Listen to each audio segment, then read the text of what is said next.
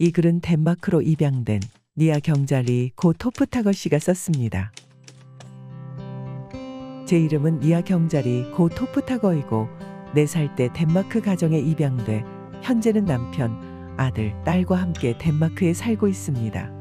저는 아마도 1968년 5월에 태어났고 뇌성마비라는 장애를 가지고 태어났을지 모릅니다. 입양기관에 이런 기본적인 제 삶에 관한 질문들을 몇 차례나 했음에도 불구하고 지금까지도 확실한 답을 듣지 못하고 있습니다. 내가 아는 한 가지는 항상 제 안에 설명할 수 없는 깊은 그리움과 슬픔을 가지고 있었다는 것입니다. 저는 이미 4명의 자녀를 둔 덴마크의 한 가족에게 보내졌습니다. 처음 제 입양 가족으로 승인받았던 가족이 입양을 포기하면서 이 가족이 저를 입양하기로 결정했습니다.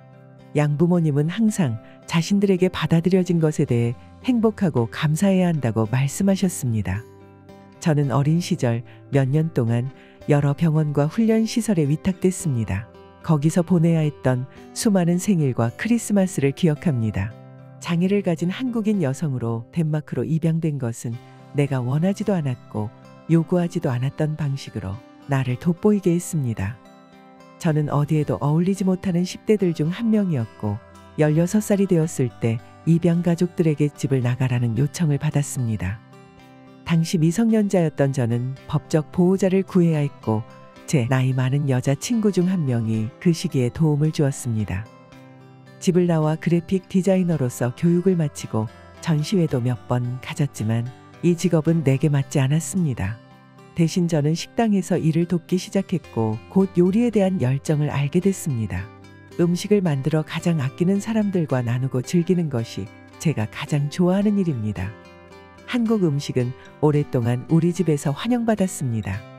2019년 처음 한국, 서울에 돌아왔을 때 저는 그것이 무엇인지 알고 있었습니다.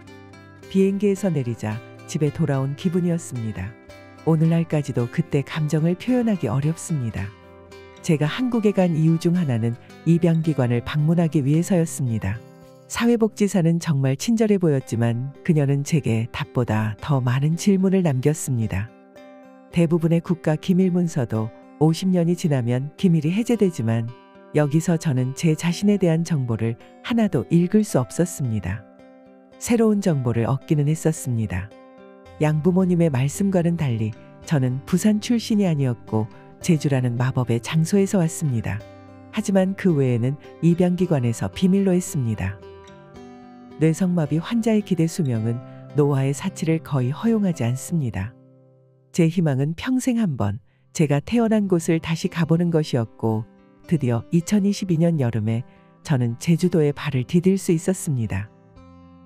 한국에서 덴마크로 돌아온 후 덴마크의 성인 입양인들 사이에서 이런 개인 입양 문서를 읽고 이해해야 할 필요성이 크다고 생각해 이른바 타임라인 워크숍을 개최하기로 했습니다.